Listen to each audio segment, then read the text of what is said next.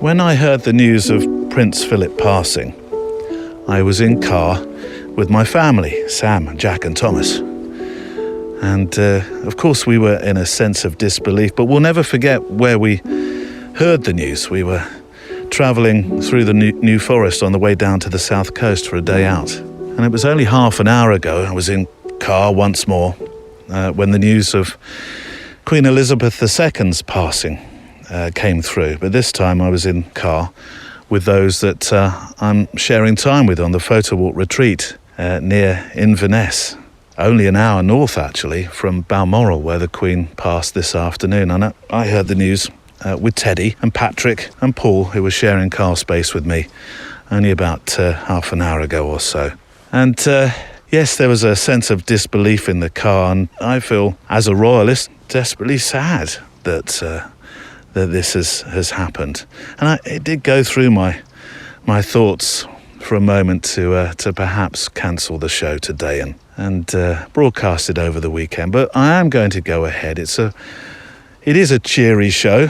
After all, we've been on a retreat together, photographing, spending time together, being in the most amazing place that Queen Elizabeth loved, Scotland, for its lochs and its beauty.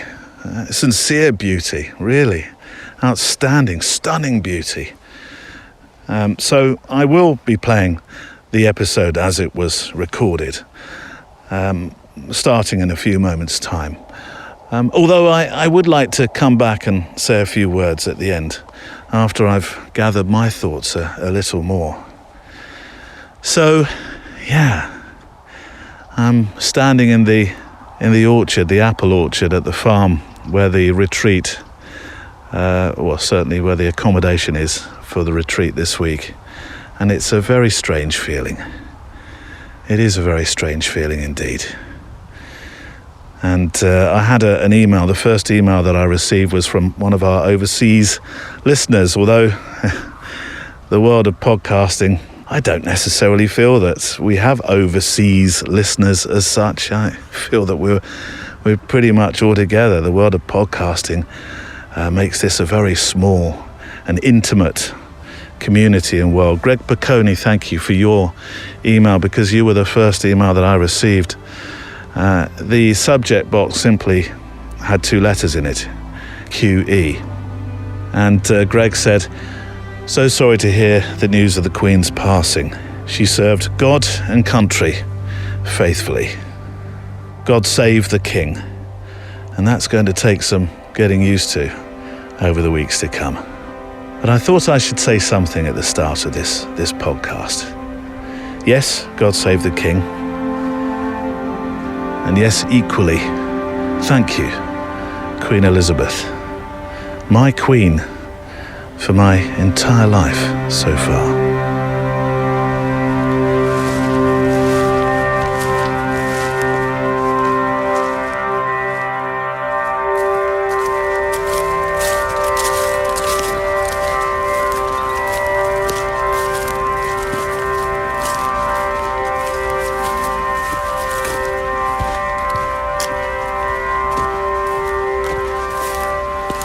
I'm in Scotland for the Inverness Photowalk retreat. Looking down the valley, there's a river that leads to a loch, and the loch is winding through this countryside. Big, imposing, very angry actually looking clouds that are passing over the mountains to my right and left. So much so that they cut through the mountain on the left in particular, make it look like Table Mountain. Let me get a photograph. I am using my Fujifilm X100V. Everybody else on the Photowalk retreat is using, well, a real mixture of cameras with telephoto lenses, etc., using their ND filters, graduated filters, are getting fantastic photographs. and I'm here. But it's the best camera is, altogether now, the one you have in your hands at the time. Right, shutter speed 240th, f5.6, ISO 160. and let me get a photograph. It's my scrapbook image, though I feel absolutely positively sure that I'm going to be using one of my Photowalk retreat compadres pictures. Here we go. There, another one. There we are. That's my scrapbook, that one is. Welcome to a very different program this week. It's the Photowalk Retreat 2022 from Inverness in Scotland. Yes, welcome to the Photowalk Retreat. And today's show, there's nothing from the studio at all. It's all recorded on location in, beautiful Scotland. In Inverness and close to Inverness. I'll run through in a moment the places that we'll be visiting. But with me are my Photowalk Retreat housemates from the bunk, which is where we are staying, all together, cooking together, spending time together, talking about photography together. It's a week where we just, we don't need an excuse to talk about that thing that we love. We have Paul and Andrea, Lynn, Patrick, who's come all the way from Switzerland land, and Teddy has come all the way from Sweden land, via Romania land. And we've got Steve, and we've got me. Did I mention everybody? Paul, Andrea, Lynn, Patrick, Teddy, and Steve. Yes. So, different things planned this week. We sort of have challenges there. It's not really a workshop, it really is a retreat. But there are a few things that we've got planned so we can go and make photo stories. For instance, I'll talk about the dark room in a moment.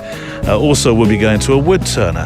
We'll be going to an artisan florist. Yes, we'll be going to the lochs. Loch Marie, which is beautiful. And also we'll be going to Loch Ness. You would not expect us to swerve around one of the most famous loch. Am I allowed to say that? I'm sure there's competition between lochs, but yeah, Loch Ness. And also later on in the week, which won't feature on today's show, it might well feature in tomorrow's show for patrons, the Extra Miler show.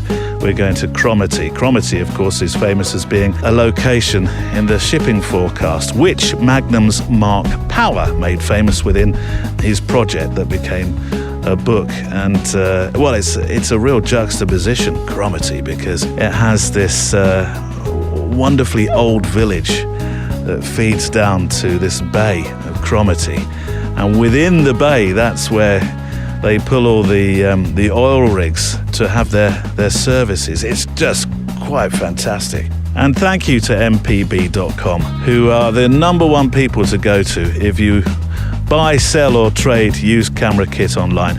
Importantly, you get a guarantee. Also, they're part of the circular economy, and sustainability, of course, being exceptionally important in these times. And I realise that as I stare around me, this wonderful nature around me, sustainability is more important than ever. Then they're worth going to. Go to the website mpb.com, and I'm pleased to say there's a few of us with goodies from mpb.com here on this Photowalk retreat this week. Right. Let's start then, shall we? There's no checklist, really. I didn't bring my checklist with me. We don't need a checklist. You're already with me. It is a show with a difference this week in that nothing comes from the studio. We're out on location for the whole thing. It's the Photowalk retreat. But I suppose to the checklist I should add one thing. Now, Scotland is beautiful. Lochs are beautiful. But here and there, you might meet the odd midge. Or 1,000. And later on in the show, you'll hear what happens when we did. We got descended upon big time. So, I'm going to add that to the checklist. So, midge repellent, check. There we go. Shall we start? Yes. We're going to start with Matt Sillers, who runs the Inverness Community Darkroom, which is a fabulous project. And for, I'm sure I've got this right, £8 a month. If you live close to or in Inverness, then what a community you can be a part of.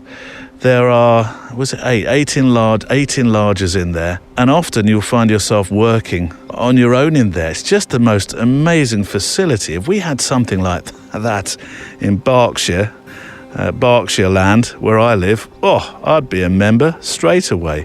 Film photography, as we talk about so often, is a great catharsis. And we had an opportunity right at the start of this week to spend time with Matt Sillis, who is a superb photographer, actually, in his own right, as well as an amazing printer.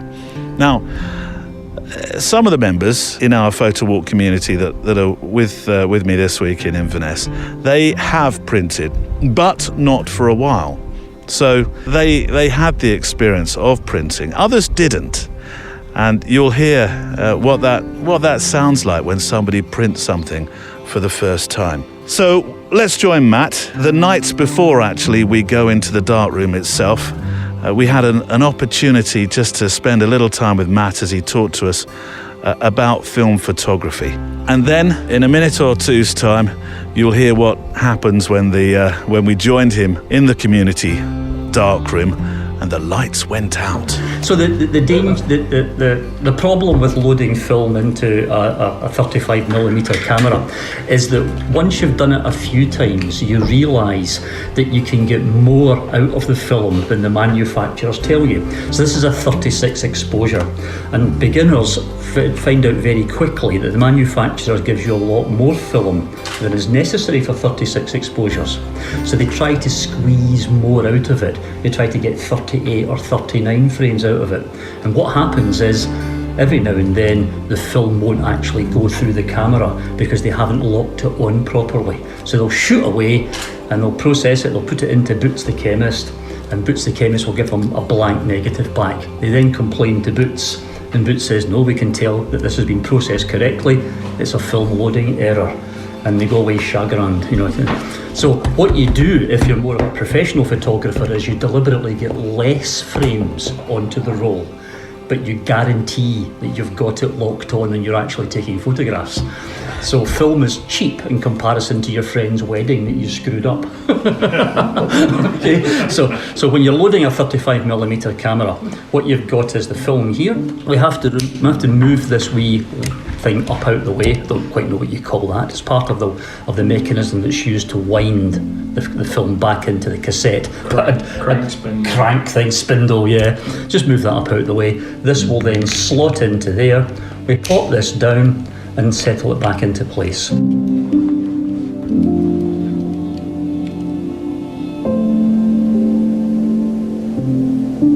Morning.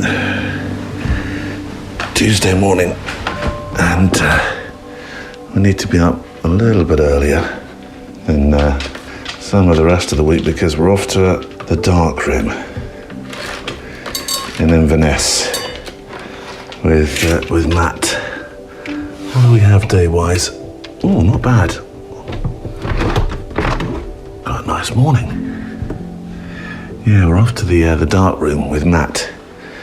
Today we developed the films that we shot yesterday, and the concept is we're going to make a print of our favourite photograph that we shot. We were using film stock that could be quite old, so I think Matt's a bit nervous about how this Agfa ISO 400 film that he's had, or he's not quite sure what the date is from.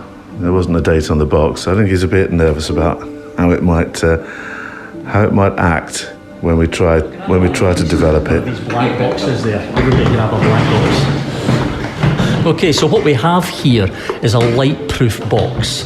It's called a daylight processing tank. When we can get the film inside this, we can then put the light on, and we can do everything else with the light on so we can see what we're doing. But we have to get the film out of the cassette and into this light-proof box in complete darkness. So what you have to learn is the techniques and get your muscle memory going a little bit. And the technique really is to burst the container, take the film out, and somehow get it into the light-proof tank so that we can pour chemicals in and chemicals out. But you can see here that if we just bundled the film in, then the surfaces would touch and no chemistry could flow across the surfaces, so you would get patches of uneven development. Right, development process explained. Now we do it for real, in the dark. So what you have to do is you have to lean against the workbench and touch it. If your body is touching the workbench, you've replaced that visual cue with a physical cue, so you won't move away. If you drop anything, it's beside you. It's not gone terribly far. But if it goes on the floor, what happens is it lands on the floor. You try to find it and you kick it, and it goes even further. So it really is a disaster. You've got yourselves organised with your layout. Okay. Right, so I'm going to put the light out and welcome you to the dark room properly. Here we go. Light's going out now. So welcome to the dark. Okay, so the first thing you're needing to do is locate your film, locate the spiral, find the correct lugs, connect the film onto the ball bearings. Remember and hold the left hand lug under your thumb and gently spiral. But it's not a race, but the last one to finish buys the pints later on. I know this is a very un-PC moment to mention it, but has anybody ever seen Silence of the Lambs? Who's got those special glasses? Well, I know Paul's here because he's in what we know as Granny's knickers. How are you doing there? I'm getting on quite well. Should explain what Granny's knickers are. It's a changing bag, isn't it? A changing bag, yes, which allows you to do it in daylight, sitting at a table, which I find much easier. How are you doing, Patrick? Pretty good. I think the film is in the spiral. Oh, you've wound it on, have you? Yes. Okay. As you can see here. As you can see, I can't see anything. What are you talking about? Where's Andrea? Oh, where are you? To my left, or? I don't want to put my hands out because I could get in terrible trouble. How are you doing? Because this is the first time you've ever done this in the dark. It is, and I've just dropped the film on the floor. Paul is about to find out. He doesn't have as much film to develop as he thought. So I've done that. So now I'm getting the spiral. Here's the spiral. So I find the feed lugs, which are there. And the way I do it, similar to what Matt was showing, is I put my thumb and forefinger over the film to guide it onto the spiral, which I've just done. Do you know, the film's only 2 inches long. Now that is really weird. Let me just roll that back up for the short. That's not a 36 exposure film, that's a 5 exposure film for some reason. Where's the rest of the film? I wonder if it's still in the camera. While Paul worries about what may still be left in his camera, we learn about how to make our negs become prints. So what we've got to do now is we've got to use 3 chemicals. The first one's a film developer. So there's a latent image in the emulsion layer now that's been caused by the chemical reaction to light, but we can't see it, so it's known as a latent image. And we use a developer to make that image visible. Photographers are quite basic people. We use a developer to develop it, to bring it up. So we use a film developer. Now the film developer has to work at a particular time and temperature. So for example, if you took hot water and put sugar in it, the sugar would dissolve quickly. If it was cold water, the sugar would dissolve slowly. So time and temperature are related. So we work at 20 degrees centigrade, which is room temperature, and we've got an app on the phone nowadays that tells us about the film and how long that film will take to develop. At the end of development, we have to stop development dead so that we don't get any overdevelopment.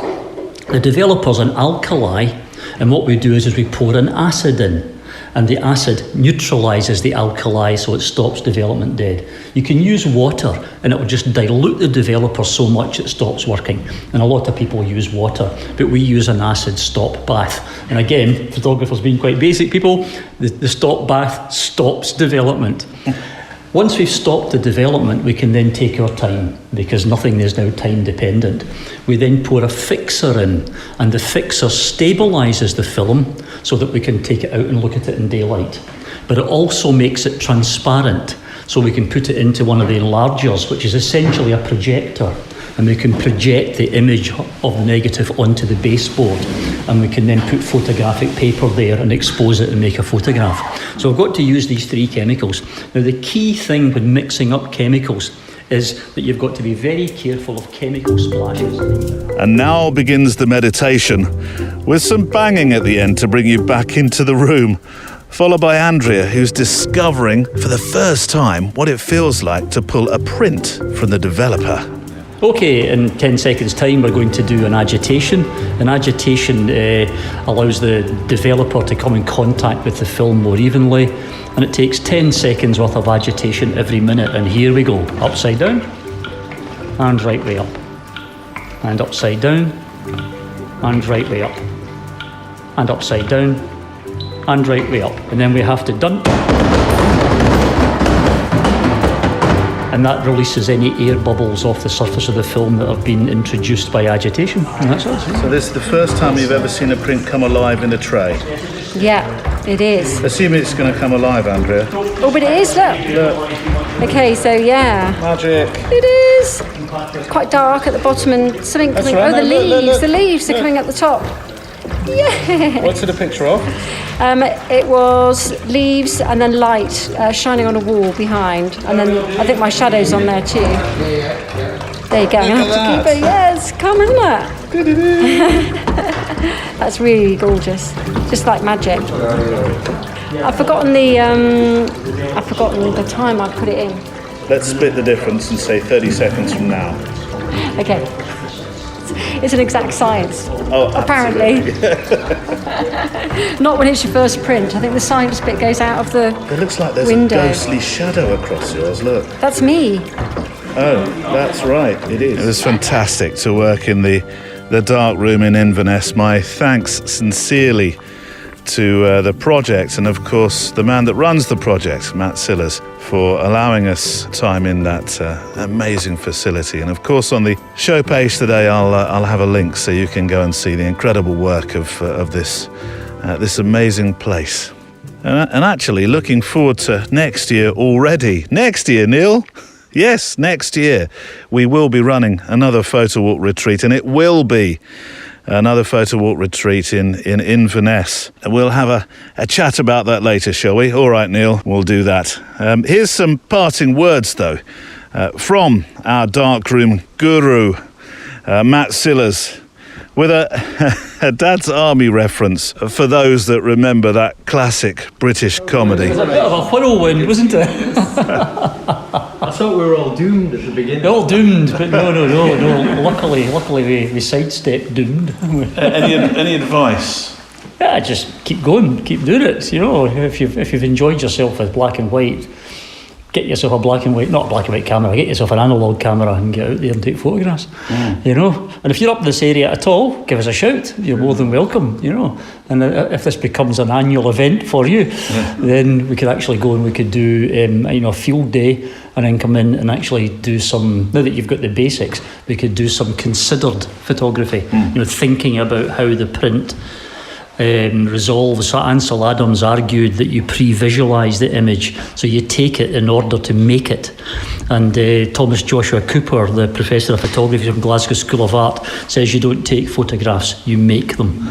So we could look at the making of a fine print, which would be a whole day considering one image and how to make that image into the best image for you, to get that image out of your head and actually onto something. You have to understand the scene and how that's going to translate into the negative, and then how that negative translates into the print. So picking up on what Matt was saying about like visualising your image when you're out in the field, Patrick's photograph that he developed in the darkroom actually reinforces that from my perspective, in terms of the fact of that it's such a beautiful print, but you have to visualise that when you're out creating your photo, making your photo. And I was talking to Lynn about the fact of that it changes my perspective about what I'm doing when I'm out in the field using my camera, thinking about how is this going to translate when I'm printing it in the darkroom. And that's a very different mindset to what I'm used to doing, particularly with how casual we sometimes are with digital photography. I would agree completely, yeah. When you print a negative 1 week and then you go back to it the next week, you'll print it entirely differently. You'll have a different way of thinking about it. And the emotional content in a print is what I always go for. And you can create different feelings, different emotions by printing it in slightly different ways. And I'm not really able to just print it the same way every time. It never happens. It's always different. So Ansel Adams said that the making of a negative is the composing of music, and the creation of the print is the performance in the auditorium. Yep. And that performance will vary depending on your emotion, depending on the day of the week, the audience, all sorts of different things. And the scale's really important. Printing small, printing large. These change the image as well. So you could spend your life printing one shot.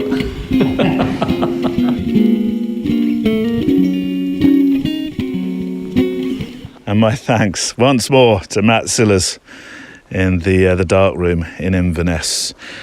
In the evening, after we'd finished having such fun making prints, we had an opportunity to listen to a guest speaker who came for dinner in the bunkhouse. The bunkhouse, Neil, what is this bunkhouse? It's where we've all been staying together. And in the evenings, yes, having a little drop or two of wine, having a chat about this fantastic thing that we love and cooking together. And we were joined by Margaret Soraya. Now, we've had Margaret on the show before. It'll be a name that you're familiar with. She lives very close to where we were staying and makes these incredibly calming, wonderful pictures of not just that part of Scotland, but in Skye and the other islands as well. And she dropped by to talk to us now. I want to play you just a little bit of the talk that she gave in the evening. She showed pictures, and of course, showing pictures on a podcast, well, I know you can see the show page, but the slideshows, which were amazing, by the way, of course won't translate too well on a podcast. But her talk was amazing. She talked about tranquility, serenity. We talked about catharsism. We talked about this wonderful calming influence that photography has on her life and also our life, and the change of her life, how photography has actually changed her whole outlook on life. And she lives very, very differently now. So yes, I'm going to play you a few words from Margaret's talk that she made to us in the evening. For those who are extra milers, I'm going to share more with you still on tomorrow's Extra Mile show over on our Patreon channel. But for now, here's some words, some inspiration, hopefully at the same time, from Margaret, who spoke to us during our Photowalk retreat. So yeah, I have a real love of travelling and being in these places where I can shoot these landscapes that you've seen in the book, if you've seen my book. I do a lot of coastal work, and my first love is the coast and water. This is the Isle of Muck, actually. If anybody's been to Muck, it's like 2 miles long, and it's just got a road that goes up and down. And I was teaching on Muck, and this is what I love. This is where I'm in my element, where I'm alone, I'm on the road, I don't have signal. I love it when I don't have signal. I often park on the Hebrides where I know there is no signal, so I'll go somewhere and I'll just park out a signal, because I know then your mind goes into this place of deep rest, and you don't get that if you've got any sort of signal coming in, because we're always on alert. I don't know if anybody's maybe if you've thought, when was the last time you were out of signal, where you had no contact with anybody, you were completely by yourself and you were in nature, but you knew that nobody could get in touch with you, and you weren't waiting for that ping. It's quite interesting, because when you do that, you do realise that everything takes on a different meaning, and you can really go into deep rest and deep thought. So that's the reason I like it, and I like being, partly why I like being in my van, because I don't have that connectivity.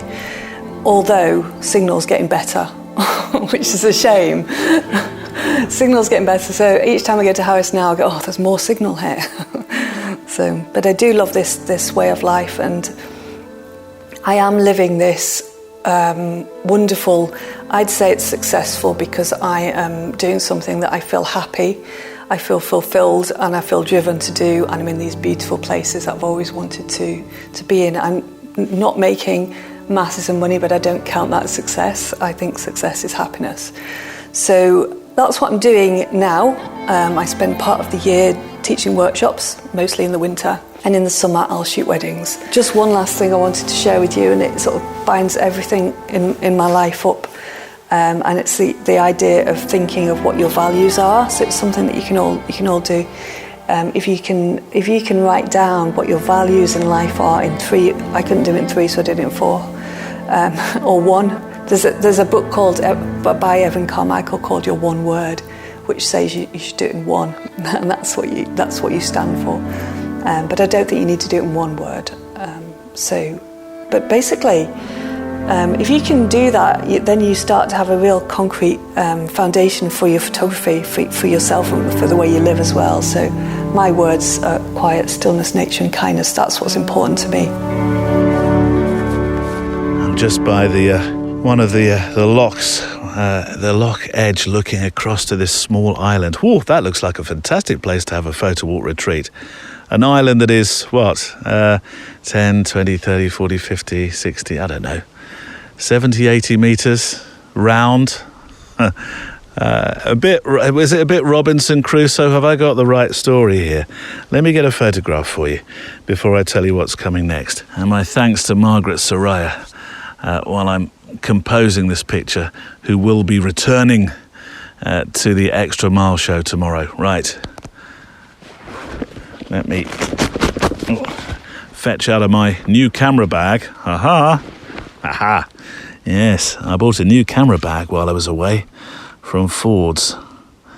Let me get this picture. Ford's, Neil, what's Ford's? Oh, it's an amazing... I sound like I'm doing an advert, but I thought I'd better tell you what Ford's is. Should we link to them? Yeah, why not? It's a camera emporium very close to Inverness, in the village just outside. But it's the most extraordinary shop, and actually having a shop like that in Inverness, what do they call it? They call it the centre of the camera world. It just may well be. Of course, mpb.com, centre of the used cameras and camera kit world. Sorry, I'm just trying to compose as I'm talking to you. Shutter speed 160th. The light is going a little bit now, but let me get this for you. There we go. One more. Sometimes I say something and nothing. There's nothing, something and nothing about this part of the world. Let me just put the camera back in the bag. Who was it I was speaking to recently? He said they don't like listening or hearing Velcro. Could it have been my reprobate mate Mullins, who really doesn't like the sound of... Is it Kev that doesn't like the sound of Velcro? There we go, Kev. Another one for you. So we arrive at Wednesday, and one of our challenges, as I say though, it wasn't really a workshop, designed to be a workshop this week. It's more about spending time with like-minded people, being able to talk photography without having to add the caveat, or is it the caveat? No, or add the apology, probably more the word I want to use when you're talking to other people. I'm sorry, I just want to talk about photography a bit more. Do you mind? No, didn't have to use that at all.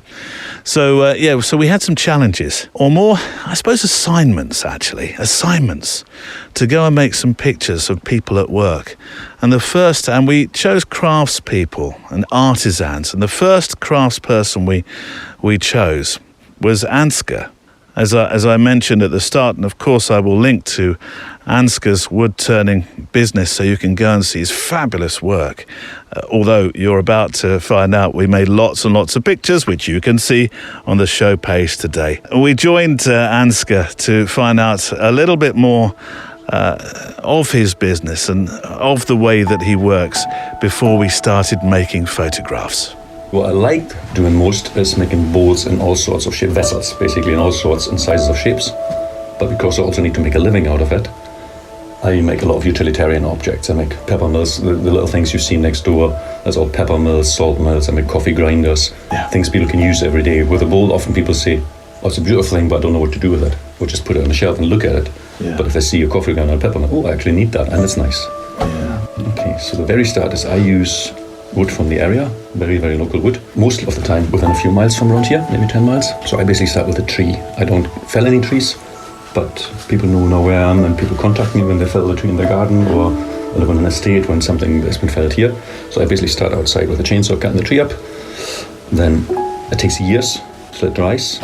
I sell to a few local shops and some on the west coast where I do markets, but only easily to be repeated items. So big bowls or anything I don't do in shops, really.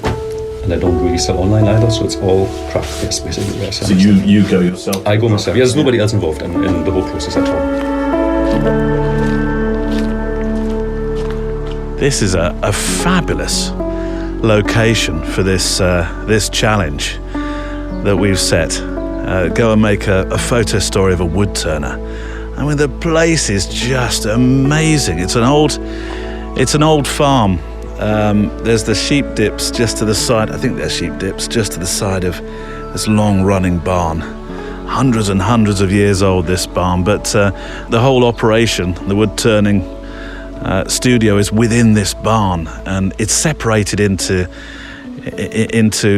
areas as well for Ansgar's wood drying process, because you just can't chop a tree down, next day make a fantastic bowl or whatever, or coffee grinder. It takes time this is a slow process. This is a patient process. It takes time, and a lot of time, to get to a stage where the wood is ready to be turned. I think it's a 3-step process, isn't it? We've got 3 rooms here where the wood goes through this 1, the 2nd, and the 3rd year process, and sometimes more, I understand. And let me get a photograph. Just got one of our photo walkers walking into my shot. Hang on, I think that's Steve. Here we go. Let me get a picture of the barn for you. It's a beautifully dramatic sky as well. Look at this. Fabulous. f5.6, 1250 shutter speed. Now, usually I get a little bit upset about there being telegraph poles and wires when I'm trying to make cyclists as well, when I'm trying to make pictures. But not today, because there's a diagonal coming in from this telegraph pole with a wire. Let me get that. A bird just flying across the frame as well. This fantastic old barn that Ansgar does his work out of. Now, I know you're not expecting an amazing wood turning interview. And if you are, you've come to the wrong interviewer. But when the opportunity came to talk to Ansgar as he was doing some wood turning, well, you know I'm going to ask him questions.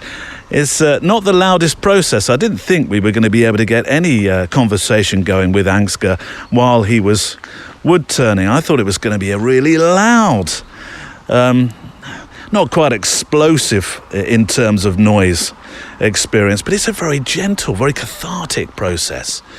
I can understand why this is just the perfect place in the world for it. So let me introduce you to Ansgar a little bit more, and we'll hear him talking about the wood turning process. Do not expect this interview to be turning up anytime soon. See what I did there? Turning up anytime soon on Wood Turning Daily.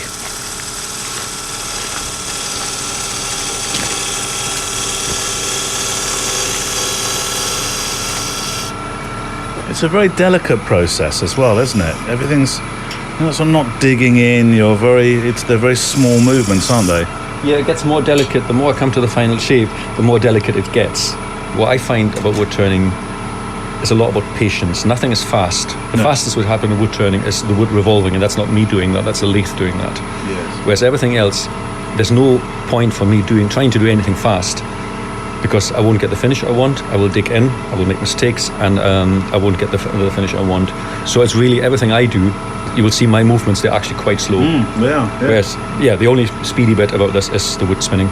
We talk a lot on our podcast about mental health and catharsism of doing things like art and craft. And I would imagine this is because you've got a house here in the middle of nowhere, it's quiet. Well, the person who taught me wood turning, he always thought it's a meditative thing in a way. It definitely is a meditative thing, because you need to concentrate, but you can also be relaxed at the same time, and because of the slowness of the process. And you can't speed it up. You literally cannot speed it up, because you get a worse result. Yeah. So to actually get a good result, you have to be patient. And patience is really something you really need for doing this. It might teach you patience, I don't know. Do you come in not here? you, not you. Do you come in here sometimes to unwind as much as work? I suppose your whole life is about unwinding if you do this. You must be the most chilled character in the whole of the valley. I don't know. I think everybody around here is pretty chilled. No, I think what I said earlier about the craft fairs, when I do craft fairs and you expose yourself and you talk quite a lot, and then sometimes people say to me, what are you doing tonight? And I said, I'm going to the workshop. I said, but you've been here all day, you've worked already. I said, well, that's my unwinding in a way, yes, because it's actually the busyness of being at the craft fair, which is very enjoyable, which is very nice, and the communication with other people and exchange of knowledge. But then going back, I feel like I want to do something, not necessarily produce something, but because what I've always done is like making things or working with my hands, and when I'm at the craft fair, I haven't done that all day. No. So this is actually, it doesn't feel like work after a fair. It feels more like that's my kind of nearly relaxation, and then I can do it as long as I like. After a couple of hours, I might think, oh, this is enough now, or I might be here till midnight, depending on what kind of mood I'm in. So having 6 photographers around you watching you and taking pictures is rather ruining that feeling. It's not ruining. It's very nice, and I love having you here. It's a new experience to me. It's a very new experience to me, and unusual. As I think I said earlier, I've probably talked more today than I normally do during the week while being here in the workshop. So. But don't let me stop you. Turn. And so we went about getting some pictures. First up, Patrick. I found Patrick making a portrait. He was the first to make a portrait, and he chose this fabulous room to do it in. One of the rooms where Ansgar dries his wood. That's perfect. Patrick's just doing a shoot with Ansgar, getting a picture of him holding some bowls at the beginning of one of the turning processes. What are you aiming for here? And I know you're making a photograph of Ansgar, but what are you doing with the light? Because he's standing in the dark, and I'm wondering, because there's all these shafts of light coming in each side, so there's obviously a photographic plan going on here. Right. So I don't need to care about the light coming in from the outside because it will be overblown anyway. But in here, there's enough light for seeing him. The only thing that I worry is that the rest of the light looks rather flat. So I might try a different position. Yeah. What I would like to see is a craftsman among his work and his materials, the place where he feels home. That's the idea. He does look very much at home, doesn't he? Yes, he does.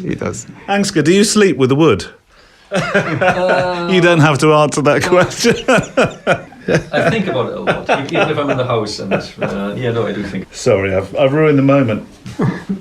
God, all you need is a blasted, annoying podcaster to walk in and ruin the moment. You can smile now.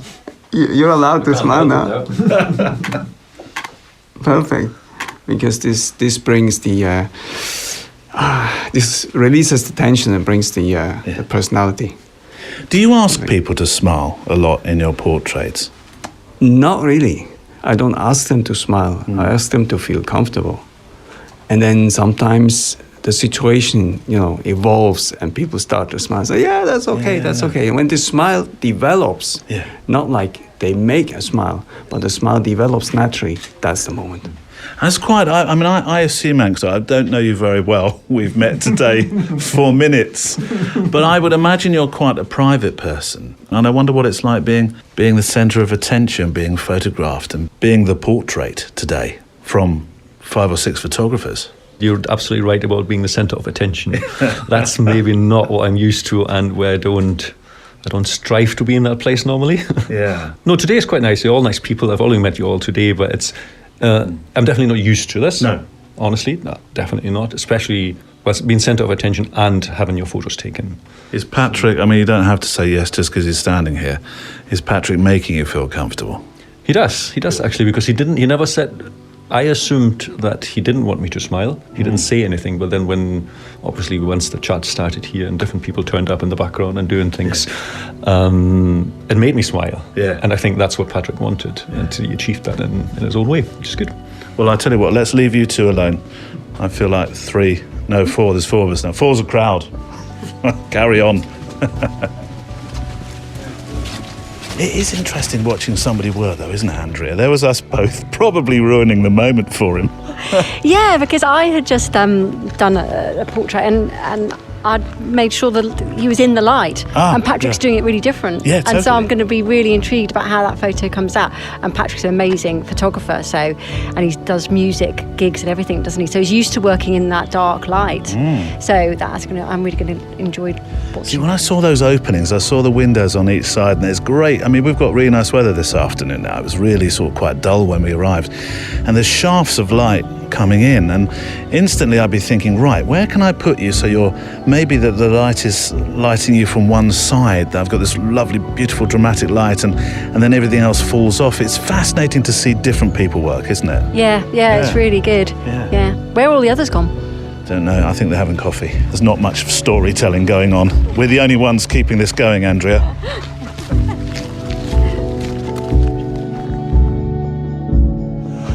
What an incredible workshop this is, isn't it? Eh? It's superb, isn't it? There's so many shapes, so many textures, interesting tools, cabinets that were once used for something else, perhaps a confectionery cabinet in an old store full of lathes and planes. And the light coming through, just these open windows. It's beautiful, isn't it? It's funny you should say that. We have a guy in the village who he builds boats, but he has barns and workshops, and they're just like this. You're landlocked? Yeah, no, we've got the River Ouse. Oh, right. Is he preparing for something? I mean, the Vikings sailed up the River Ouse to invade in whatever year it was. Yeah. And it's just like this. So I think there's something about that kind of character, that creative, who likes to have this amount of material around them. You're a prolific project maker, I think. You're a writer, and I would imagine that I know you've been busy making pictures this morning and afternoon.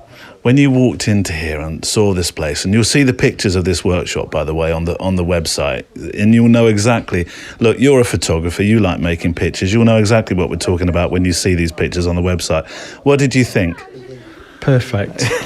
I mean, as you say, the side light, we're now looking across at a kind of multiple boxes on the side of a wall that are just loaded end on with all sorts of different timber of different shades and states of drying. And as soon as I walked in, I thought, right, there's one background, and then we looked through to where there's window light coming through onto the lathe where he turns the wood. Let's walk through there, because I've got another question. He likes his music as well, doesn't he? He certainly does, doesn't he? Yeah.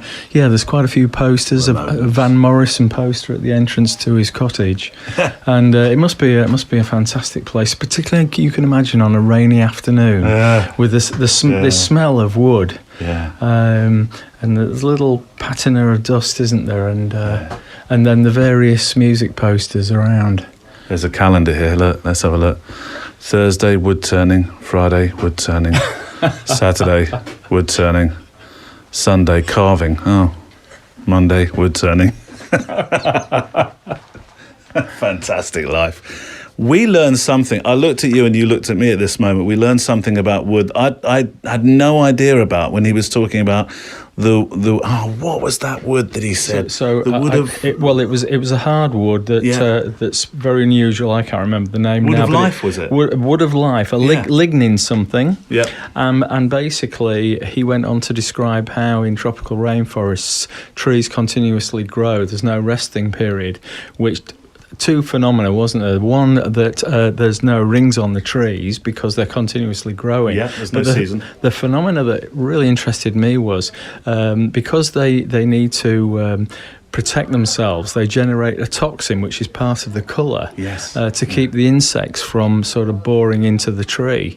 I never knew that. I mean, that was fascinating, wasn't it? And it makes it such a strong wood material that they use it for bowls. Yeah. Because it's 25% rubber. Yeah, there was a gum. Yeah, gum in it, and it could withstand the impact of playing bowls. Yeah. I mean, I picked up things. I'm not a cricket fan, but is it? I'll hopefully get this right. Willow that's used in cricket bats. It is willow. Yeah. Yeah, and how it's absolutely perfect. For Hang on, you're a Yorkshireman. You don't like cricket. No, don't tell my father-in-law, for God's sake. Oh, dear. So yeah, you pick up these things about wood, but isn't wood fascinating? Yeah. Absolutely. And we went on to talk about diseases there, didn't we? You were talking about dieback on ash, was it? Yeah. And he was talking about elm disease. And quite frighteningly, a horse chestnut, one of my favourite trees, has now got a disease issue, apparently. And I didn't know that. So is it the end of... He was saying it was the end, that our trees come and go. Because I thought, this is awful. We're going to lose all our trees one by one. And then I think Andrea mentioned that there was something going on with oak. Is Andrea just poked her head round the door? Andrea, did you say that oaks are going or something? Well, yeah, there's a disease. I think there's a disease now that oaks are getting and stuff. But it's like, Yeah. it will all even itself out. Well, yeah, that's what we found out, though, wasn't it? That these tree diseases have come and gone for thousands of years. There was me worried that we were... What are you taking a picture of, Paul? Just look at that, the light falling on here from that little spotlight there, plus the window, and all these wonderful shavings down here. Oh, I thought you were taking a picture of the bin lid. There's no human being in this picture, so it's an odd one for me, but hang on. Oh, yes. I love that self-congratulatory sound. Oh, yes. No, I was referring to the sound of the shutter. Oh, you like a lover, you. Honestly. Quick, put that thing on the lathe and turn it. So from Paul's love affair with Leica, we set off for Loch Marie via a cafe called the Midgie Bite. The Midgie Bite, Neil, are you sure? Yes, I must admit, as we drew up to it, I thought, the Midgie Bite, what a very strange name for a cafe in such a beautiful part of the world. We had no idea just how accurate that name was going to be. Note to you, in case you didn't hear me at the start with a checklist, if you come to this part of Scotland, well, certainly where we are, then bring Midgie spray. You might well need it if you go exploring near the lochs in particular. We've come this afternoon to Loch Marie.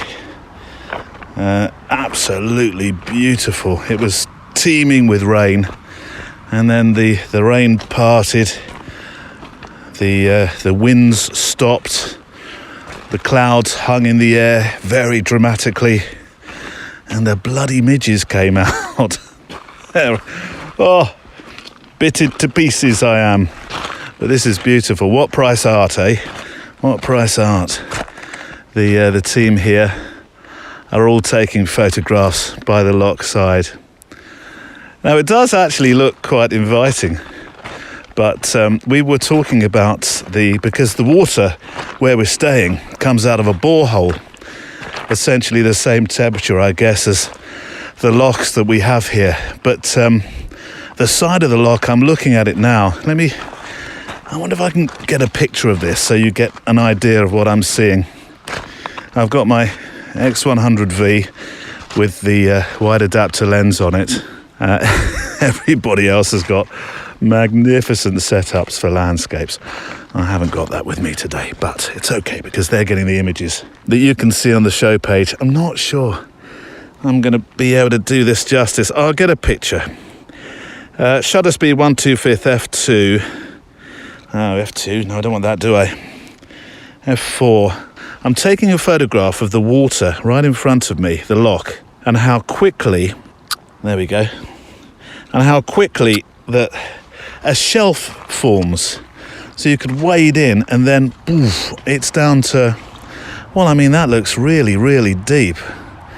I could step forward, 4 meters? And then it gets really deep very quickly. But this is apparently one of those lochs, and I saw somebody just a moment ago, where people come to enjoy swimming. I say enjoy swimming very loosely. It's exceptionally cold, but having said that, last night we were talking to Margaret Soraya, who does these beautiful, quiet, not always quiet actually, landscapes, sometimes really ferocious, captivating seas. But she goes loch swimming pretty often. and says that she does it all year round just so that she can make her pictures in the sea and not feel too cold, even in the winter when you see snow on the ground behind her. It's kind of training, lock swimming, where the temperature's pretty cool all year round. Keeps her readily trained for all those sea swims that she does during the winter when she makes her photographs with waterproof housing in the sea itself. But this is beautiful. We're making some images here of this loch. I should find out some details and some facts. I'm going to see Lynn. Let me walk across here to Lynn, who lives not too far from here. Lynn, don't walk away. Hold on, I'll have 3,000 midges bring me across to you. Now I need to ask you some questions about Loch Marie because you'll know some of the facts and figures of this. Don't look at me like you don't. I don't. You live right next to this and you don't know about it. Am I going to have to do a link that fills in all the details in a moment, magically, from Google? We might have to do some checking. Aren't we? Is it the fourth biggest loch? It is. It's the fourth biggest loch in Scotland. I do, yeah. What do you think the temperature of the water is? I was talking just a moment ago about Margaret, who swims in the lochs all year round, which she says prepares her for her winter swims that she does. Well, let's do a test. Why don't you take your boots and socks off and go for a paddle? I don't know. It might be about 10, 11, 12, because I think it's about 15 degrees at the moment. It certainly won't be as warm as that. Did the temperatures change in the lochs much during the year? I thought they remained fairly constant. They're fairly constant, but they will drop in the winter. Yeah. So, yeah. I know some people who will only swim once the temperature reaches a certain point, and then after it dips below, say, 10, they won't get back in the water. What's it like to have this on your doorstep? I mean, we were half an hour, 40 minutes drive from our base, and you've got this. It's amazing. Amazing. Am I allowed to say awesome? Yeah, you are. Oh yeah, you should have seen his face. No, it's fantastic. It's just the fact that we can just walk out the door, get in the car, drive for a short period of time, and then we've got lochs, mountains, beaches, cliffs, midges. What you didn't see here is Steve has got himself sorted. He's got a mini tripod. He's right next to pretty much the surface of the loch. He's down very, very low, and he just fell backwards because the midges were literally attacking him. Impersonating a windmill. Yeah. You okay, Steve? Yeah, in my eyes. They're in your eyes. They'll be in your clothes. You're going to be itching all night now. I've got midges in my ears. Yeah. How you doing? Let me have a look at what you've got. I'm experiencing some longer exposure, so I've got a neutral density 1000 on the front of my camera. Tripod, which is just a little mini Manfrotto actually. Yeah. But getting down low, getting bitten to hell by the midges, obviously. But as you can see, some nice smooth water. And quite pleased with that actually. That's fantastic. You're shooting on a Canon, a 6. Canon R5. No, it's an R5. Yeah. R5, even better. So shutter speed's about a 20th of a second actually. 100 ISO, f14 to get a nice bit of depth of field. So particularly pleased considering, as I think it's already been mentioned, no pain, no gain. So we're all out getting, as you can see, eaten alive. But maybe next time we'll come with some midge spray. Yeah. I think one of these needs to be on the show page, doesn't it? Definitely. I'll let you get bitten. Even Lynn. Now, Lynn's Scottish, and they won't leave her alone. You would have thought they'd have known. Aren't they supposed to know? Only get the tourists. Oh, no, they're not fussy. Right, let me see. Patrick. There we go. Here's Patrick. Now, Patrick is actually aiming his camera in a totally different direction. I was told about these gnarly trees with their roots that break across the rocks. Very Harry Potter, actually. Look at these. What do you think? No, it's not Patrick. Sorry, it's That's me saying Patrick. It's not Patrick at all. It's Teddy. Teddy, sorry, Teddy. Sweden, Switzerland, same thing. Huh? No, I think I've got midges in my eyes. That's the problem. Teddy, so what? Obviously, you've been drawn to these routes. Yeah, there are quite some amazing trees here by the lock with some roots leading up to the trees. It's quite interesting that the roots are exposed all over the surface. Yeah. And have rocks all between the trees, so trying to catch an image of some roots leading up to the tree.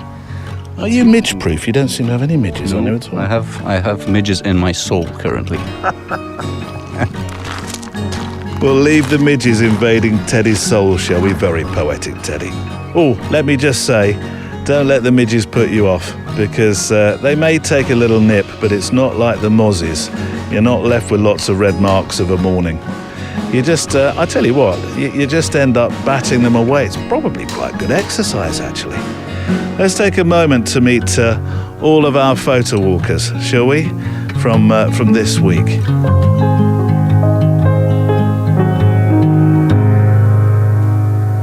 You'll be familiar with Andrea's name because I mention her at the end of every single show by way of thanks for the work that you do, Andrea, for our Instagram, because you are the story person.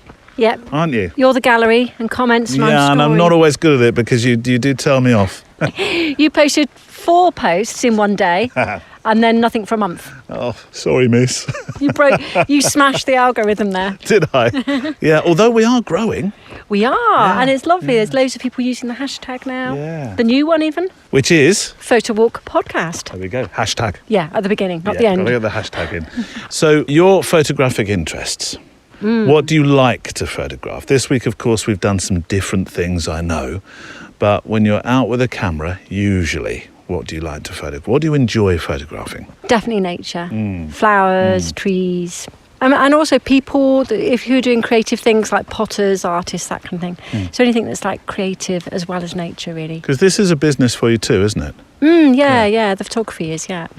How many days a week are you spending on the photography? Probably 2 days, 2 to 3 days a week. Yeah, and just growing it. And what sort of work? People who grow things, so growers, florists, maybe a bit of accommodation sometimes, if it's kind of quite natural based. Accommodation? Yeah, so not like, wouldn't be hotels or anything, but maybe glamping, that kind of thing, because that kind of plays to the strengths of the nature side of things. And what about the future?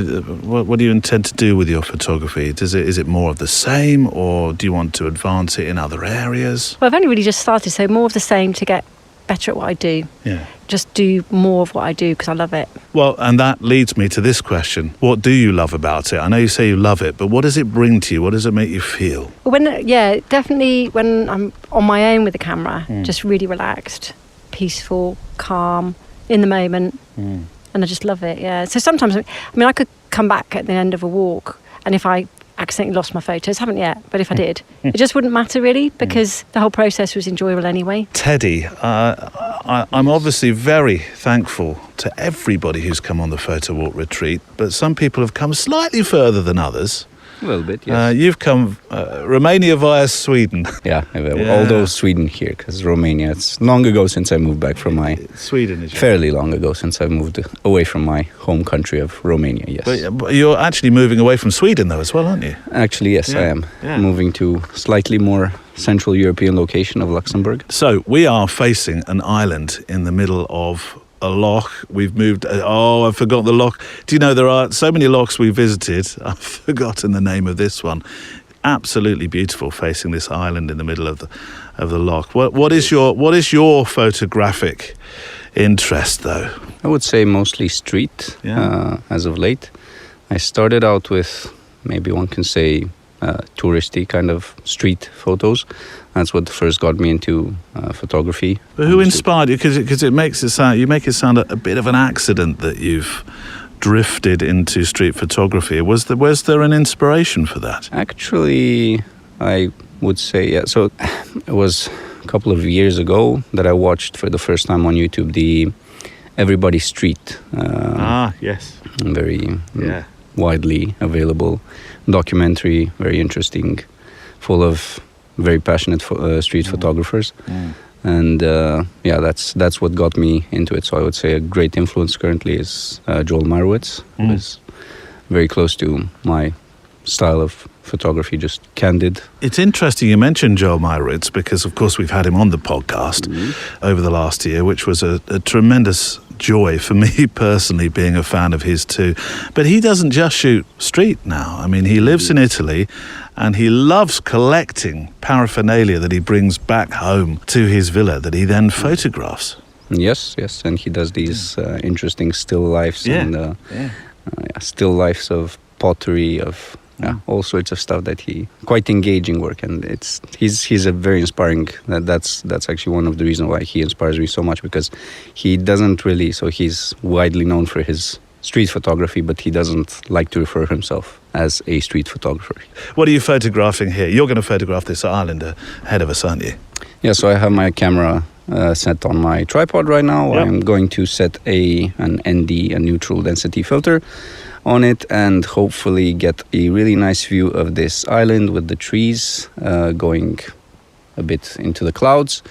And there is a very nice hill / small mountain behind the island. So I'm hoping to get a nice little movement to the water with the neutral density filter on. And hopefully make it a calm, pristine landscape. So the neutral density is to show the flow of the water, isn't it? Because there's no other reason to use that today in terms of brightness. Because we're at 5 o'clock in the evening, we're losing the exciting sunlight, aren't we? Exactly. So the reason why I'm putting the neutral density filter on is to actually get less light into the camera. So I'm able to prolong my shutter speed, or extend. Or lower my shutter speed, prolong my exposure, thus getting the waves of the water to flow more and make a more milky picture. Milky water. Yes. Yeah. Cotton wool water. I'll let you get on with it. Yep. Enjoy. Thank you. Lynn is photographing. What are you photographing, Lynn? It's a red Ah, look. toadstool. Is Fungi. it fungi? Toadstool? That's definitely not one you'd eat, is it? Because it's bright red with white spots. It's the sort of thing that you'd see in a children's book, the It is, typical isn't it? toadstool. We just need a little man sitting on the top of it. I'm not quite sure you're supposed to say that these days, are you? Probably not. It's been a fantastic week, Lynn. Really enjoyed it. Great, I'm really pleased about that. It's been super, just sharing my local patch with everybody. What my local patch. You say that like somebody who just lives in a town somewhere with just buildings. My local patch just happens to be filled with lochs and mountains, and how lucky are you? Oh, incredibly lucky. But it's interesting actually, because I've been thinking about this over the last few days, how we become so accustomed to our own surroundings, and it's been lovely seeing all these landscapes through everybody else's eyes. It sort of opens new doors, I think. I suppose, because you've been watching the reaction do you know what? I am going to use particularly Teddy and Patrick, who come from countries that have beautiful landscapes as well. Let's not forget. I mean, Switzerland with the Alps. That's not a shabby appearance, is it? Really? No. But he's loved this. Yes, we've just been talking about the mountains just a minute ago. But yesterday, I had to say to Steve and Andrea, I'm so used to driving this road, just tell me to stop, because I'll think, oh yes, it's looking lovely today, and then not think to stop. Now, when you usually photograph, I know you photograph a lot on Skye and other islands that aren't too far away from you. But also you travel to some real far-flung places to make your stories, don't you?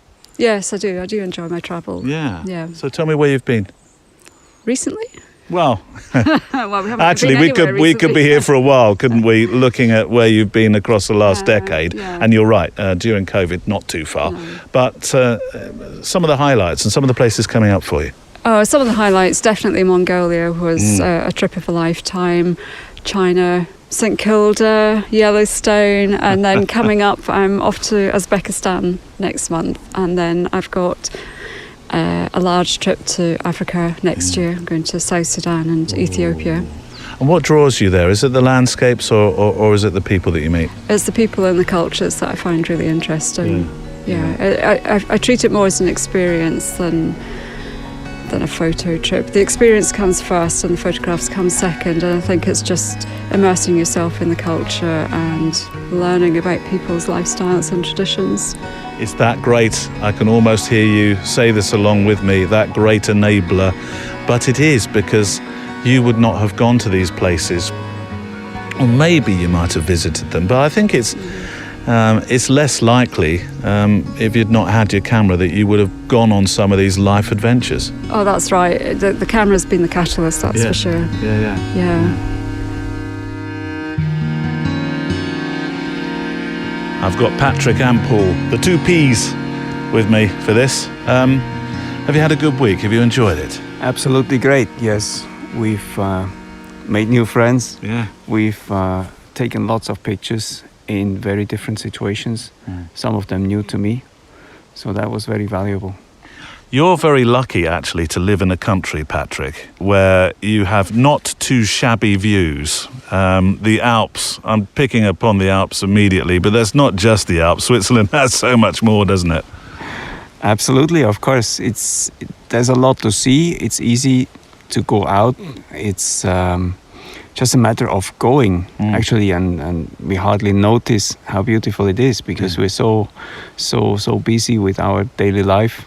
But actually, it's beautiful to go, and everybody who takes the time, who makes the effort out of the daily routine, will definitely enjoy it. But you actually, you like to photograph something that's slightly different. There's people in your portfolio, aren't there? That's right, that's people. That's an old story from journalism, where I come from. And there, my biggest topic was concerts and events. Music. So, yes, music. So I take a lot of pictures from people on stage, whatever they do there. So landscape here in Scotland is something completely different. Yeah. What's been because we've had some different experiences, what's been one of your takeaways from the week? I have done a bit of landscape, which I do at home on my walks together with my wife. And where I felt very much at home, of course, were the challenges with the florist and the wood turner. Yeah. That's absolutely what I usually do in a way. And the darkroom experience brought up some memories of my own darkroom. Yeah. It's a wonderful thing to do, and the best is to compare this with friends who do the same, who see the same, and yet take different pictures. Actually, that's a good point, Paul, isn't it? Being able to spend time with like-minded people without having to say, I'm ever so sorry, I want to talk about photography for the next 2 hours. You don't have to make any excuses. That's a definite pleasure. Yeah. And I think on top of that, it's been fantastic actually to meet Patrick and Teddy in particular for the first time, and sort of bring back that sense of Europeanness, which you kind of lose a little bit when you're at home, especially in the current climate and what's happened. So it's been great to do that. And as you know, I had a problem with the camera where the film broke. And, drama moment, but it was rescued. But there was a photograph that we lost. There were two old ladies on a bridge, or should I call them that? Two mature ladies. Yes, very very nice two ladies that chatted to me for a short while, and so I made a photograph of them on the bridge in Inverness, and I thought, wow, I'm really pleased with that. But unfortunately, it was one of the last frames on the film, and that was what I lost. I know. But you know, I was so surprised, and it shows the importance of persistence in going ahead with taking that broken film out the camera. Because you were going to throw it away, weren't you? I was going to throw it away. Not the camera, obviously, but a beautiful Leica M3 thrown over your shoulder. But several people said, no, try it. And I did. And of course, as you saw, the film came out very well. And I printed quite a nice picture, I think, of Steve to hang on my living room wall. Steve, he says. You've been just how many tripods have you just brought back from the lock? You said they seem to be breeding. I abandoned my tripod as I walked through the rather boggy underfoot, thinking that I wouldn't need it. Yeah. And then when I got to the other side, Lynn was there, and she very kindly lent me her tripod and her mount, because of course my base plate did not fit.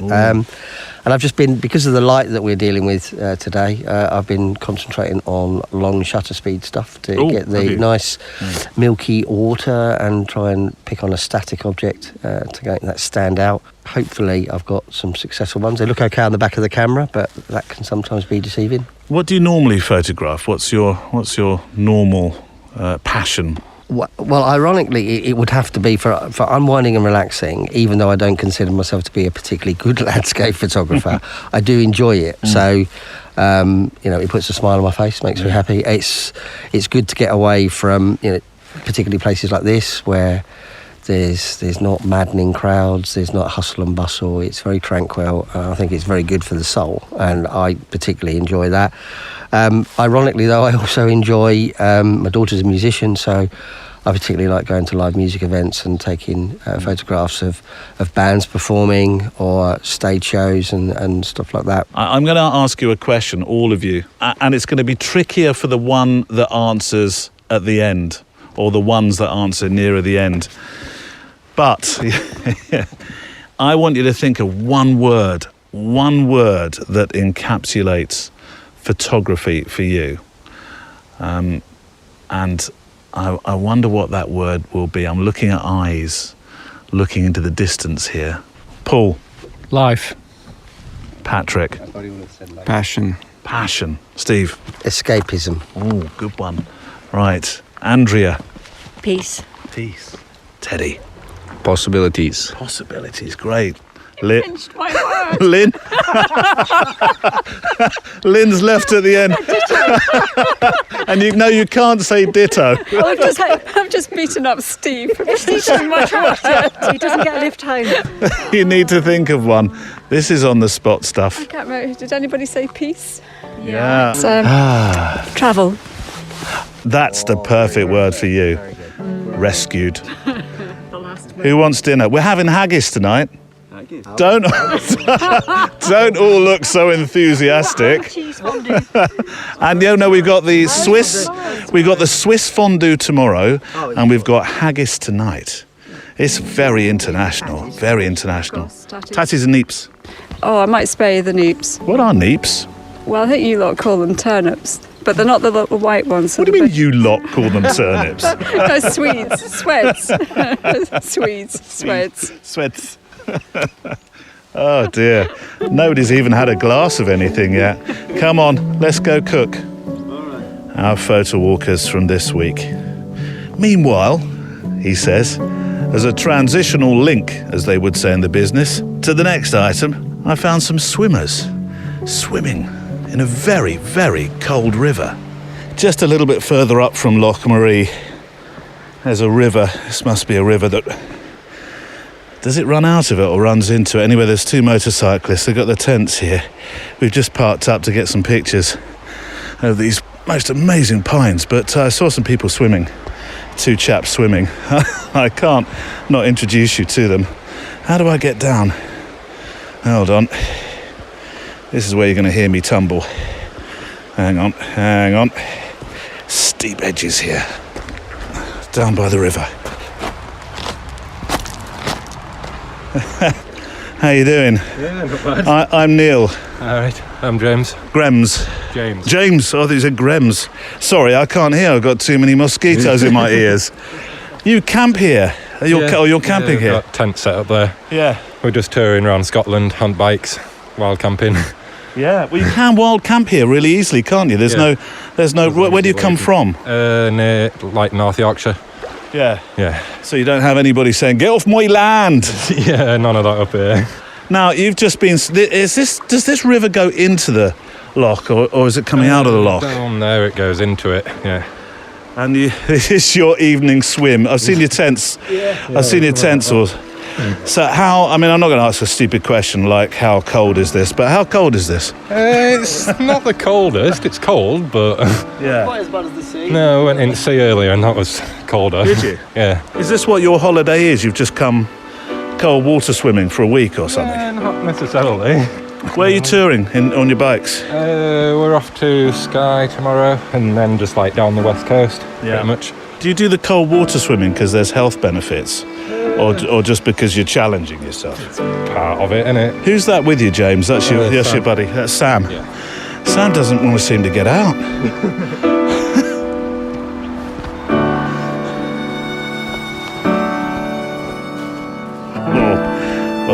I tell you what, that looked very, very cold. We are already planning next year's Photowalk retreat. Oh, Neil, are you? Yes, and we're coming back to Inverness, definitely, because it's such a great location. And we may even go loch swimming. Hang on, I'm by the loch. Let me just see. How cold is it here? Hold on. Do you know, that's not too bad at all. You don't have to go loch swimming, but if you chose to go loch swimming with us, you could just stand at the side and photograph us with a nice hot cup of coffee. But yeah, that's one of the things that we've talked about. Definitely we're going to be making, Matt's really alluded to this earlier, and from another conversation as the week went along, deciding upon making a film photograph one day at one of these fantastic locations on an actual photo walk, and taking that film into the darkroom, developing the film, and then turning it into a print. And we think a wonderful fibre-based print, an art print that you can take home with you. And even better, perhaps, this bit we might need to explore a little bit more, but these sort of plans usually turn into something. Perhaps going to a framer and hand-making a frame, turning that into something that you can, a beautiful handmade print within a frame that you can take home with you. Now, last year, or earlier this year, when I opened up the Photowalk retreat, we had a few more people than we could take on the retreat itself. So in that, we're planning this one already for next year. If you like the sound of what you've heard and you'd like to come on the retreat, then look out for the page on the website, which will tell you how you can do that. A fabulous week, really. We've been cooking together. We've spent time together. We've talked about, of course, we have the talk from Margaret Soraya, which is fantastic. We'll have another talk next year. So, yeah, we'll put up a page where you can read more about our plans for the very next Photowalk retreat in Inverness. Just keep an eye on that website. All right. Let's move on to our next location, shall we? We're coming to the end of Wednesday evening. I'm not quite sure what loch this is, but it's close to Loch Marie. This is beautiful, isn't it? Absolutely gorgeous, isn't it? Sun's just going down behind the mountain. Lots of clouds reflected in the loch. This is perfect. Andrea's just ordered up a rowing boat to come across. Not quite sure where we get one from. Look at that. Even on your mobile phone. Whew. Why am I bothering with my camera here? Give us your lucky, you don't need that. Let me have that. What do you think, everybody? Yeah, it's beautiful. I'm hungry. I'm hungry, I want to go home. Are we there yet? All right. Well, I left this bit to now to tell you, but I brought the swimming costumes. He wants to go for a loch swim. I would go in there. You would go in now? Well, I'll just go and get your cosy.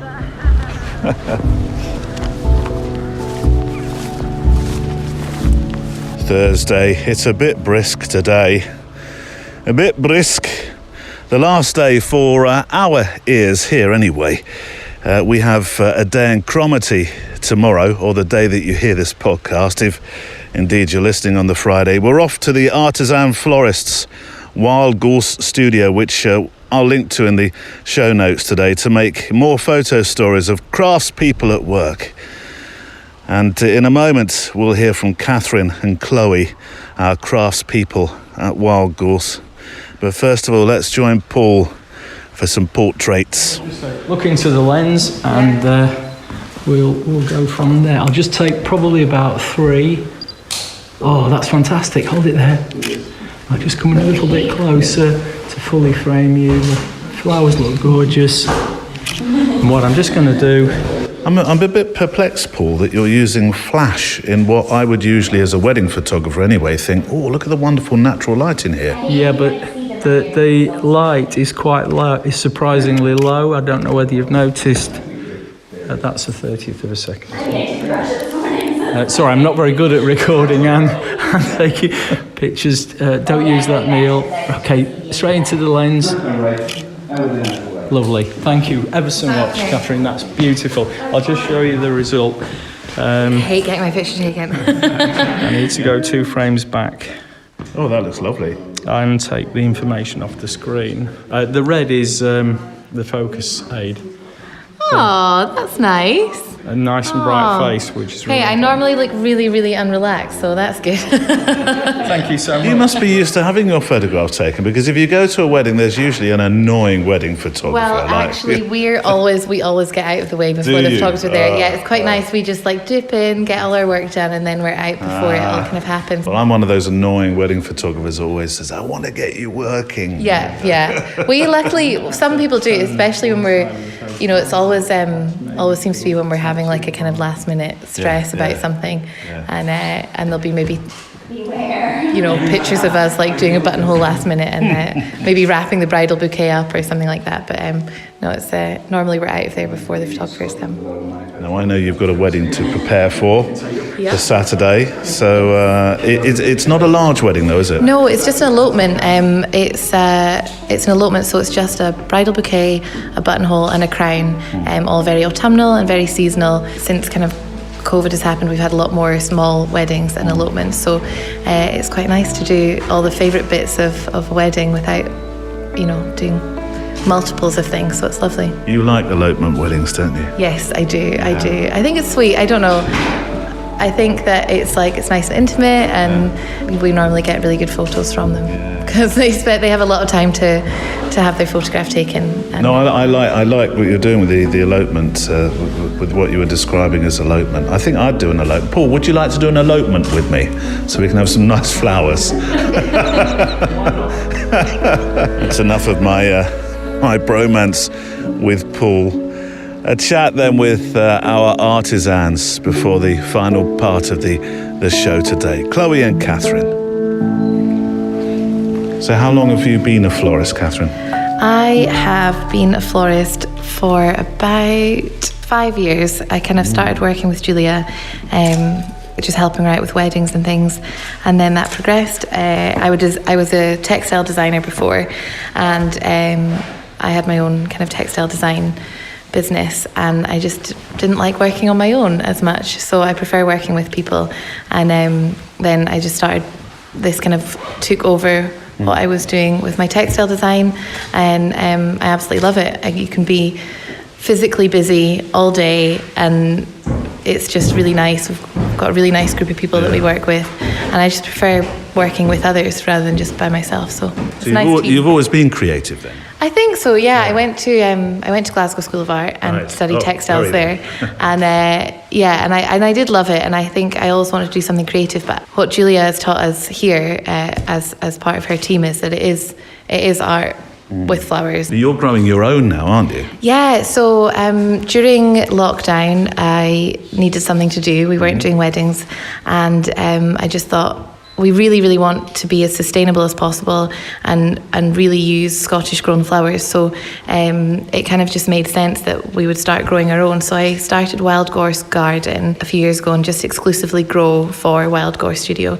And it's just, it's really lovely to see it from seed right through to flower. The thistles, yeah, they're not an evergreen. They're not all year round. So the thistles come from America. Well, yeah, or not Kenya, yours, obviously, because you don't use them out of season. No, we don't. We tend not to use things out of season, and it's just about kindly educating our clients that, maybe a thistle that looks Scottish is maybe grown in Kenya. So if it's not in season, not America, we don't Africa. Want to, Africa. Right, yeah. We don't really want to use it if it's not in season. No. It just doesn't make sense to our sustainability. It doesn't make sense to have things that aren't in season. Chloe, that looks very delicate work you're doing here. So I'm just in time to make. Very sweaty. I'm just in time to make you drop it all. Thank you. So this is a buttonhole. This is a buttonhole. Yeah. So what's in it? So we'll put some pictures on the show page. So that is this going to be an awkward test question? Yeah, probably. So we've got some of those lethal rose hips in there, but they have been dethorned, so they will not stab or ruin anyone's clothing. No. And then we've got some forged bits like this bracken, which is turning. So it's gone kind of like a nice... Oh, like, on the edges, it's like sort of burned. Whitey, yellowy colour, which is good for autumn. And then we've got some dried straw flowers, which are a nice leafy colour as well. Yeah, so they grow fresh like this, but then they dry exactly how they are pretty much. So they look exactly the same and they hold their colour. In journalist school, you practically get sent out of class if you ask anybody it's the F word, what their favourite something is. It's complete banned word. Oh, really? What's your favourite flower? Oh, it actually changes every single season. I think like right now it's got to be probably the dahlias. Yeah. They're looking pretty good just now, but then, in a month's time when they're over, it'll be something else. And in April and May, it's always a tulip. So it changes. It does. I think, and that's a nice thing. I couldn't possibly pick one.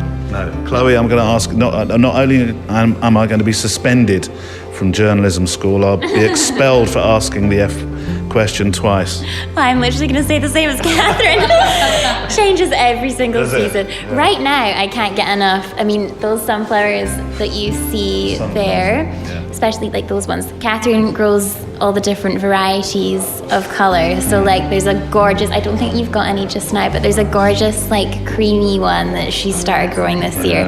And that is just irresistible. I normally like colour, but not with that. That's the exception. Are you both impossible to buy flowers for? Probably, yeah. Would you be able to tell if somebody sort of came home but arranged in a kind of sort of more arty way that brought them home from the BP garage? Yes, yeah. I think we'd be able to. I think we'd be able to tell. It's to do with the size of the flower and definitely the quality of the blooms. But it's again about just teaching people, because we can't buy flowers wholesale cheaper than one of the big supermarkets sell them, and then people think that that's what flowers are worth, and they're not, because these supermarkets have the monopoly over growers in Africa and South America and things. So it's it's a whole different topic for your podcast. Well, we're here till the weekend. I'll let you carry on. Thank you. And that's it from our travels on the Photowalk Retreat 2022 in Scotland. We've had a fantastic time here this week. New friendships formed, new skills formed for some. We've developed film, we've been for walks, we've seen the most fantastic landscapes. We really have. We spent an afternoon in Glen Affric just making some more pictures, and then it was back to base for our haggis evening. You don't get much more Scottish than that. Patrick is practically an influencer. He's taking pictures of the food. Do you want a blueberry muffin? And we'll all say awesome. So this is the penultimate meal. You leave us, actually, on this podcast, because we're carrying on for another day. We're going to Cromarty. Which is, I think, it's going to produce some wonderfully juxtapositioned pictures of a bay, which has this. I think it's one of the oldest villages, isn't it, Lynn, in the whole of Scotland? And it sort of rolls down into the bay, and then you get all these oil rigs that have been pulled in to be serviced, which is quite incredible. But it is the penultimate night, and I've asked our two slightly overseas visitors, although I think we've already established we don't really have overseas, everybody's one community, to wait, because I want to see what they think of haggis. Try a bit of haggis for me, Patrick. Yeah, just the haggis. Right. Not the chicken, that's chicken. You've had that before. The international language. What do you think of the haggis? Special but nice. Special but nice. Yeah. I think that says it all. Okay. Come on, let's have the vote from Teddy. So the Romanian Swedish Teddy. Special and very good, I would say. What's haggis made from? Has it changed? Has the recipe changed, or just the way, you're going to have to lean across here, Lynn, or the way they make it changed? No, it's still very much a traditional recipe, but each butcher or person that makes it has their own secret ingredient that they put in it. So it's essentially oatmeal and offal. Yeah. All the lovely bits. Has anybody noticed what the special ingredient is? I don't know, by the way, like you're all looking like I'm going to give you the answer. But we did receive, this is the last link of the podcast today. And there was really supposed to be a few more links and bits. But I'm going to close here, actually. And I look forward to welcoming you back on the Photowalk next week. Oh, and by the way, the assignment on Monday is set by yours truly. So enough said for the moment. But this is the... This is the last few moments of our Photowalk special for this week and our Photowalk retreat that we've been having. And of course, we've received the news today of the passing of the Queen. So we thought we'd toast the Queen actually at our dinner, which seems appropriate. If indeed you can all do that, because we have a real international flavour sitting around this table today. So I'm not going to end with a PS like I was going to end with. I'm just going to end with what I think is a suitable song for this Photowalk. And I'll let that play out, and we'll catch you back on the show on Monday and next Friday as well for the Photowalk. So, Paul, I'm going to ask you to make the toast.